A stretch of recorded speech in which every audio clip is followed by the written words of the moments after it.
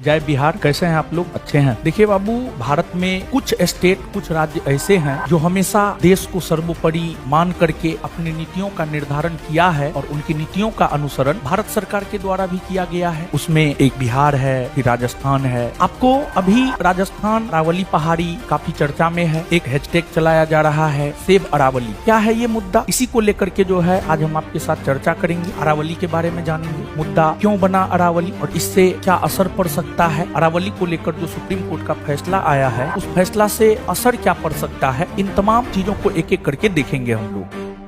भारत के 2800 राज्यों में अगर देखा जाए तो क्षेत्रफल के आधार पर सबसे बड़ा राज्य है आपको राजस्थान। राजस्थान में ही जो है आपको अरावली पर्वत श्रेणी है और अरावली पर्वत श्रेणी जलवायु विभाजक के तौर पर काम करती है, जल विभाजक के तौर पर काम करती है। तो अरावली पर्वत श्रेणी जलवायु विभाजक और जल विभाजक दोनों रूप में काम करती है। अरावली का जो इतिहास है मानव इतिहास से भी पुराना है। हम लोग हिमालय पर्वत के बारे में जानते हैं। हिमालय पर्वत तो युवा पर्वत है। हिमालय से भी पुरानी पर्वत है अरावली पर्वत श्रेणी और अरावली पर्वत श्रेणी का विस्तार ज्यादातर राजस्थान में ही है, परंतु अरावली गुजरात से लेकर राजस्थान, हरियाणा और दिल्ली में राष्ट्रपति भवन जो कि रैसीना हिल्स पर है, वहां तक जो है आपको फैला हुआ है। लेकिन अरावली का लगभग 80% हिस्सा जो है राजस्थान में ही है और अरावली आपको राजस्थान के मैदान की नदियां और गंगा की नदियों के बीच में जल विभाजक के तौर पर काम करती है। दूसरी बात, अरावली जलवायु विभाजक के तौर पर भी काम करती है। अरावली के पूर्वी भाग में आएंगे तो एक अलग प्रकार की जलवायु आपको मिलेगी और अरावली के पश्चिमी भाग में आप आएंगे तो एक अलग प्रकार की जलवायु मिलेगी। अरावली के पूर्वी भाग की भूमि उपजाऊ है, वही अरावली के पश्चिमी भाग की भूमि अनउपजाऊ है